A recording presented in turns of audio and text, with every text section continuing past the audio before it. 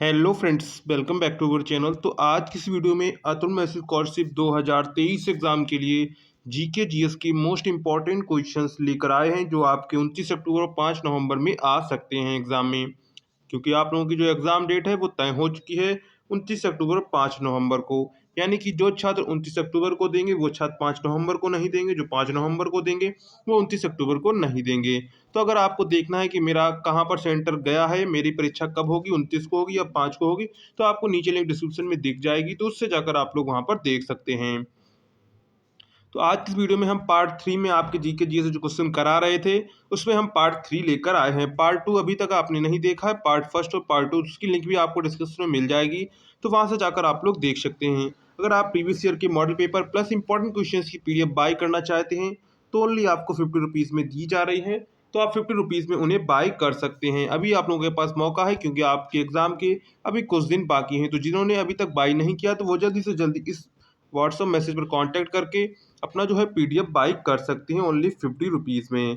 तो चलिए आज की क्लास शुरू करते हैं। अगर आप लोगों ने अभी तक चैनल को सब्सक्राइब नहीं किया, चैनल को सब्सक्राइब जरूर करिएगा और वीडियो पसंद आए तो वीडियो को लाइक करिएगा, दोस्तों में शेयर करिएगा। तो सबसे पहला हमारा क्वेश्चन आता है, हमने आपके 80 तक क्वेश्चन करा दिए थे, इसके बाद 81 से आज हम शुरू करने वाले हैं।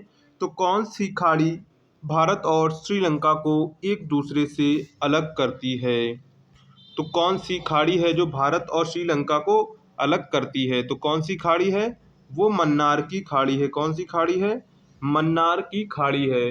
जिसे क्या कहा जाता है? जिसे कहा जाता है गल्फ ऑफ मन्नार। क्या कहा जाता है? गल्फ ऑफ मन्नार कहा जाता है। तो राइट आंसर आपका हो जाएगा मन्नार की खाड़ी। इसके बाद नेक्स्ट क्वेश्चन है, म्यांमार की मुद्रा क्या है? तो म्यांमार की मुद्रा क्या है? तो म्यांमार की मुद्रा है क्यात है। क्या है? म्यांमार जो देश है उसकी मुद्रा क्या है? क्यात है। तो राइट आंसर आपका हो जाएगा क्यात। इसके बाद नेक्स्ट क्वेश्चन है, अरावली पर्वतमाला की सबसे ऊंची चोटी कौन सी है? तो अरावती पर्वतमाला की सबसे ऊंची चोटी कौन सी है? गुरु शिखर है। कौन सी है? गुरु शिखर जो है वो अरावली पर्वतमाला की सबसे ऊंची चोटी है। तो राइट आंसर आपका हो जाएगा गुरु शिखर। इसके बाद नेक्स्ट क्वेश्चन है, किस देश की भूमि सीमा सबसे बड़ी है? तो किस देश की भूमि सीमा सबसे बड़ी है? वो चीन है। किसकी है? चाइना की है। और इसमें एक क्वेश्चन है कि चाइना की जो है सीमा है सबसे ज़्यादा देशों के साथ लगती है। किसके? सबसे ज़्यादा देशों के साथ जो है चीन की जो सीमा है वो स्थलीय सीमा लगती है। तो राइट आंसर आपका हो जाएगा चाइना। क्या हो जाएगा? चाइना इसका सही जवाब हो जाएगा। तो राइट आंसर आपका चीन हो जाएगा। इसके बाद नेक्स्ट क्वेश्चन है, विश्व में सबसे अधिक समुद्री जल वाला देश कौन सा है? तो विश्व में सबसे अधिक समुद्री जल वाला देश कौन सा है? कनाडा है। कौन सा देश है? कनाडा देश है। तो राइट आंसर आपका हो जाएगा कनाडा। क्या हो जाएगा? कनाडा आपका राइट आंसर हो जाएगा। इसके बाद नेक्स्ट क्वेश्चन है, भारत पाकिस्तान सीमा रेखा क्या कहलाती है? तो भारत पाकिस्तान सीमा रेखा क्या कहलाती है? रेड क्लिफ कहलाती है। क्या कहलाती है? रेड क्लिफ रेखा कहलाती है। तो यहाँ पर राइट आंसर आपका हो जाएगा रेड क्लिफ रेखा। कौन सी रेखा कहलाती है? रेड क्लिफ रेखा कहलाती है। इसके बाद है, अमेरिका ने अलास्का को रूस से कब खरीदा था? तो अमेरिका ने अलास्का को रूस से कब खरीदा था? 1867 में ईस्वी में खरीदा था। कब खरीदा था? 1867 ईस्वी में खरीदा था। तो इसका राइट आंसर हो जाएगा 1867 में। इसके बाद नेक्स्ट क्वेश्चन है, भारत की संविधान सभा ने तिरंगों को भारत के राष्ट्रीय ध्वज के रूप में कब अपनाया था? तो जो भारत का संविधान था उसने तिरंगे को भारतीय राष्ट्रीय ध्वज के रूप में कब अपनाया था? तो ये अपनाया था उसने 22 जुलाई 1947 को अपनाया था। कब अपनाया था? 22 जुलाई 1947 को अपनाया था। तो राइट आंसर आपका हो जाएगा 22 जुलाई 1947। इसके बाद नेक्स्ट क्वेश्चन हमारा आता है, महात्मा गांधी दक्षिण अफ्रीका से भारत कब लौटे थे? तो महात्मा गांधी दक्षिण अफ्रीका से भारत कब लौटे थे? तो वो लौटे थे 9 जनवरी कब लौटे थे? 9 जनवरी 1915 में लौटे थे। कब लौटे थे? 9 जनवरी 1915 में लौटे थे। तो राइट आंसर आपका हो जाएगा 9 जनवरी 1915 में। इसके बाद है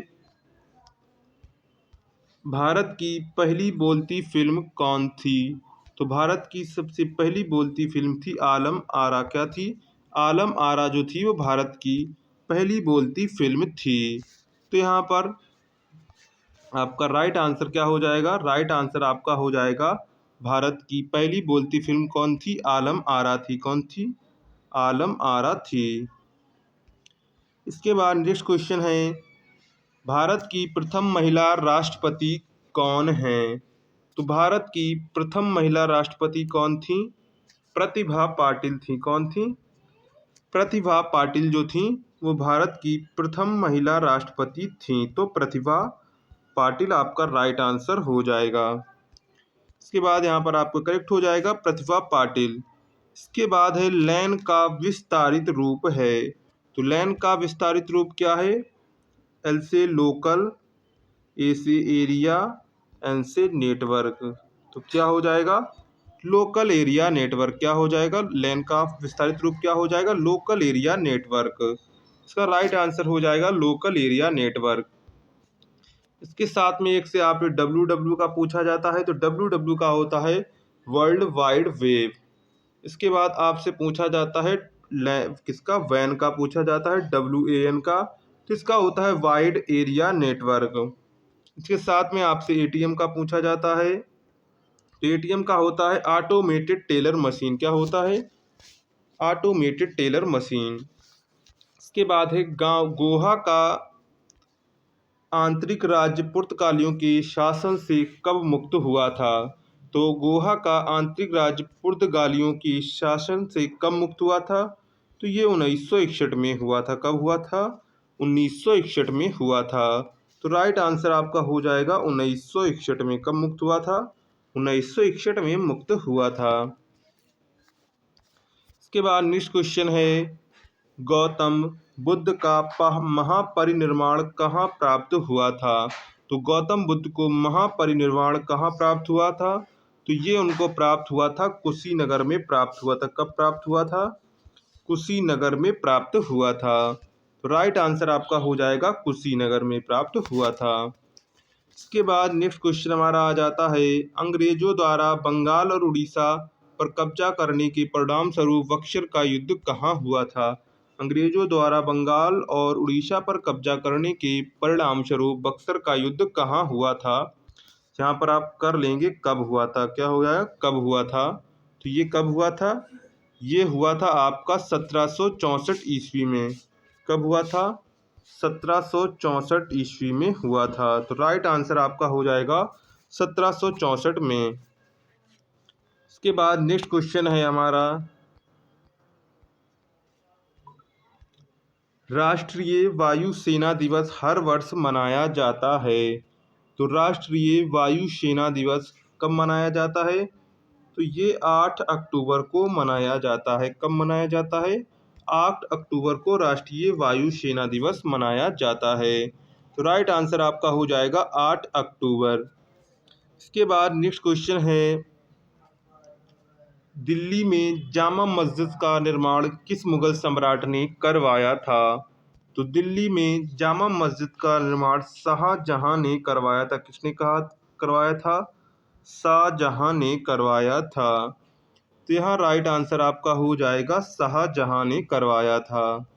इसके बाद है ऊंट किस राज्य का राष्ट्रीय पशु है? तो ऊंट किस राज्य का राष्ट्रीय पशु है? तो ये राजस्थान राज्य का राष्ट्रीय पशु है। किस राज्य का है?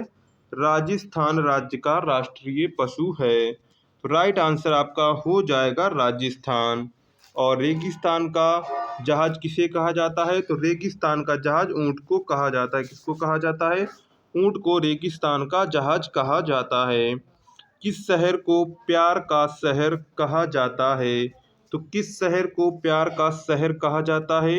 तो वेरोना इटली को कहा जाता है। किसको कहा जाता है? वेरोना इटली को जो है वो प्यार का शहर कहा जाता है। यहाँ पर राइट आंसर आपका हो जाएगा वेरोना इटली को। किसको? वेरेना इटली को जो है प्यार का शहर कहा जाता है। इसके बाद है कौन सा पेड़ सबसे अधिक ऑक्सीजन देता है। तो कौन सा पेड़ सबसे अधिक ऑक्सीजन देता है, तो वो है पीपल देता है। कौन सा पेड़ देता है, पीपल जो पेड़ होता है सबसे अधिक ऑक्सीजन देता है। इसके बाद नेक्स्ट क्वेश्चन हमारा आ जाता है वैद्युत प्रतिरोध का मात्रक है। तो वैद्युत प्रतिरोध का मात्रक क्या होता है, वैद्युत प्रतिरोध का मात्रक होता है ओम होता है। क्या होता है, वैद्युत प्रतिरोध का मात्रक ओम होता है। इसके बाद नेक्स्ट क्वेश्चन है विटामिन की कमी से, किस विटामिन की कमी से खून का थक्का नहीं जमता है। तो किस विटामिन की कमी से खून का थक्का नहीं जमता है, तो वो है विटामिन के की कमी से। किसकी, विटामिन के की कमी से। इसके बाद है विटामिन ई की कमी से कौन सा रोग होता है। तो विटामिन ई की कमी से कौन सा रोग होता है, बांझपन होता है। क्या होता है, बांझपन होता है। तो यहाँ पर राइट आंसर आपका हो जाएगा बांझपन। क्या हो जाएगा, बांझपन इसका सही जवाब हो जाएगा। इसके बाद नेक्स्ट क्वेश्चन है विटामिन सी का रासायनिक नाम क्या है। तो विटामिन सी का रासायनिक नाम क्या है, एस्कॉर्बिक एसिड है। क्या है, एस्कॉर्बिक एसिड है। तो विटामिन सी का रासायनिक नाम क्या है, एस्कॉर्बिक एसिड। इसके बाद है वसा में घुलनशील विटामिनें कौन सी हैं। तो वसा में घुलनशील विटामिन कौन सी हैं, ए और ई हैं। कौन सी विटामिन है, ए और ई जो है वो वसा में घुलनशील विटामिन हैं। तो यहाँ पर राइट आंसर आपका हो जाएगा ए और ई। क्या हो जाएगा, ए और ई आपका सही जवाब हो जाएगा। इसके बाद नेक्स्ट क्वेश्चन है एक लिफ्ट में किसी व्यक्ति का प्रत्यक्ष भार वास्तविक भार से कम होता है तो लिफ्ट जा रही है, त्वरण के साथ नीचे जा रही है। कि अगर वास्तविक भार से आपका जो वास्तविक भार है उससे अगर आपका कम प्रतीत होता है, इसका मतलब क्या है, जो आपकी लिफ्ट है वो नीचे त्वरण के साथ जा रही है। अगर अधिक भार प्रतीत होता है तो वो त्वरण के साथ ऊपर जा रही है।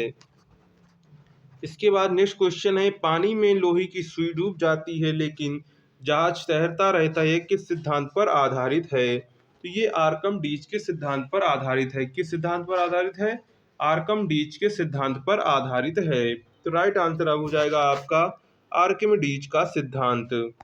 इसके बाद है पानी में एक गिलास में एक बर्फ का टुकड़ा तैर रहा है, जब बर्फ पिघलती है तब पानी के स्तर पर क्या प्रभाव होगा। तो क्या होगा, उतना ही रहेगा। क्या होगा, उतना ही रहेगा, कोई प्रभाव नहीं पड़ेगा।